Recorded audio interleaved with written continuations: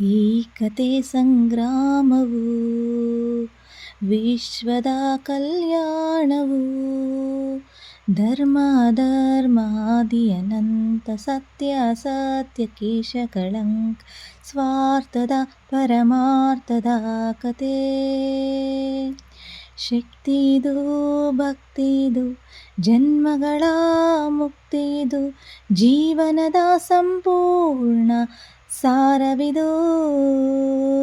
ಯುಗ ಯುಗದ ಕಣಕಣದಿ ಸೃಷ್ಟಿಯ ದರ್ಪಣದಿ ವೇದಗಳ ಪಾಠ ಪಾರವು.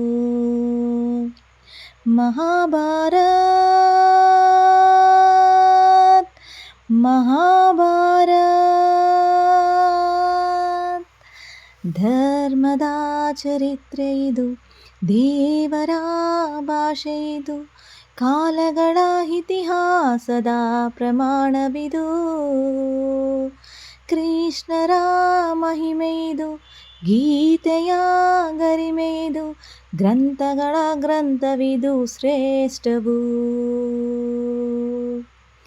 ಮಹಾಭಾರತ್ ಮಹಾಭಾರತ್.